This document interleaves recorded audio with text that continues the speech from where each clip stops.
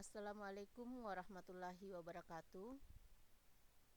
Bapak Ibu sekalian, bertemu lagi dengan saya calon guru penggerak atas nama Mas Dawati, guru UPT SDN 123 Pinrang.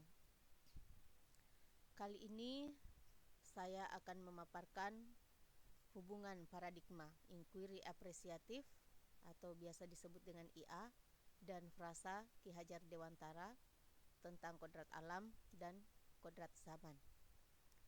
Paradigma inquiry apresiatif merupakan perubahan berbasis kekuatan dan dijalankan dalam suasana yang positif dan apresiatif.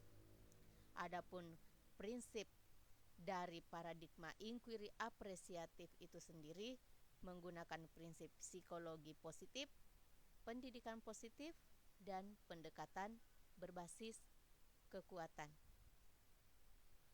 Inquiry apresiatif merupakan perubahan yang kolaboratif. Sebagaimana yang dipaparkan oleh David Cooperrider bahwa setiap orang memiliki inti positif yang merupakan potensi dan aset organisasi serta dapat memberikan kontribusi pada keberhasilan.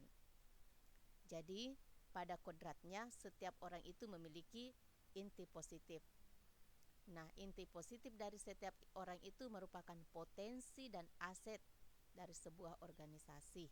Jadi organisasi itu bukanlah suatu masalah, tetapi organisasi merupakan solusi yang dapat memberikan kontribusi dalam keberhasilan. Nah, tugas kita sebagai pemimpin pembelajaran yaitu menyelaraskan kekuatan yang ada pada setiap orang itu sendiri.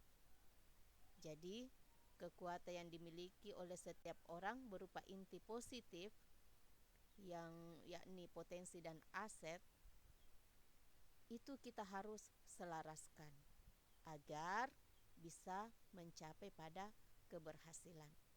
Peter Drucker menyebutkan sebagai asset based thinking. Adapun keterkaitan inquiry apresiatif dengan frasa Ki Hajar tentang kodrat alam dan kodrat zaman sangat erat. Jadi, inquiry apresiatif itu sejalan dengan frasa kodrat alam dan kodrat zaman menurut Ki Hajar Dewantara. Mengapa saya mengatakan mereka sejalan? Karena kodrat dalam diri siswa lahir ibarat sebuah kertas, di mana kertas itu penuh dengan coretan-coretan, dengan tulisan-tulisan yang masih samar, yang masih kabur. Namun, coretan-coretan dan tulisan-tulisan yang samar, yang masih kabur itu terdiri dari nilai positif dan nilai negatif. Jadi di dalam coretan itu sudah ada nilai positif dan ada juga nilai negatif pada kodratnya. Nah, di sini kita fokus kepada nilai positifnya untuk kita kembangkan. Sedangkan nilai negatifnya kalau bisa kita usahakan supaya tulisannya tetap samar atau bahkan lebih samar lagi sehingga nilai negatif itu tidak terlihat sama sekali.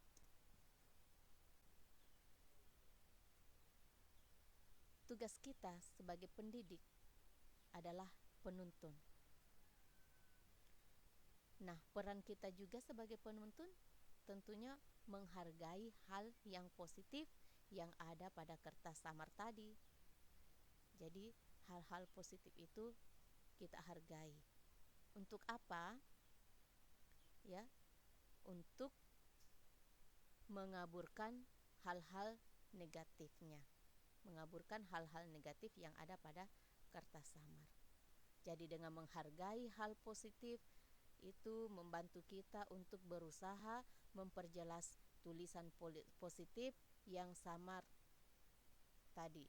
Dengan kata lain, kita dituntut untuk menuntun anak menumbuh kembangkan kodrat murid yang bersifat yang bersifat positif tadi, agar sesuai dengan kebutuhan kodrat samad di mana murid berada.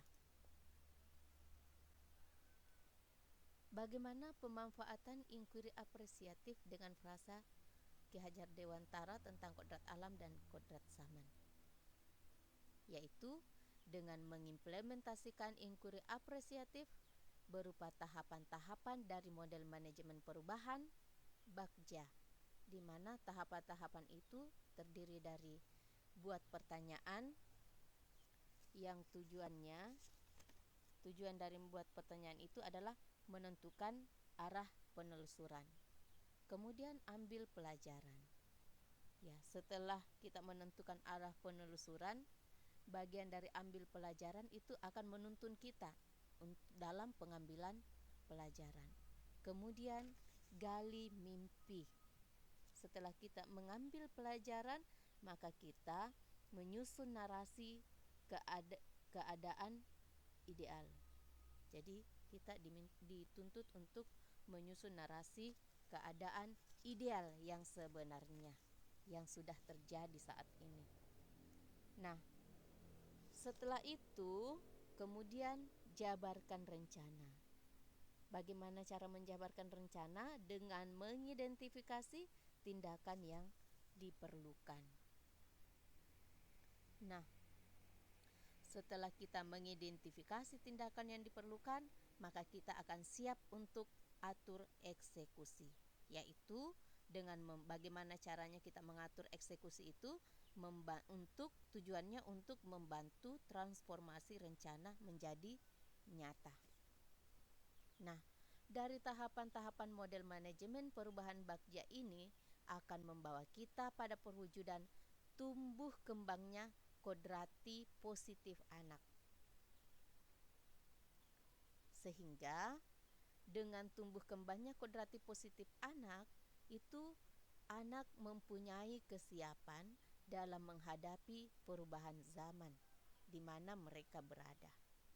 Karena kita tahu bahwa akan selalu terjadi perubahan-perubahan zaman. Sehingga kita sebagai pendidik dituntut untuk menuntun kodrati positif anak sehingga nantinya anak memiliki kesiapan dalam menghadapi perubahan zaman yang ada di mana mereka akan berada. Apa tujuannya? Untuk mencapai keselamatan dan kebahagiaan setinggi-tingginya.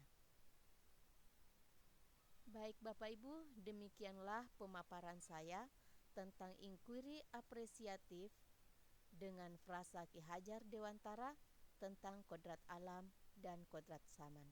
Semoga bermanfaat buat kita semua, terutama buat diri saya pribadi. Sekian dan terima kasih. Wassalamualaikum warahmatullahi wabarakatuh.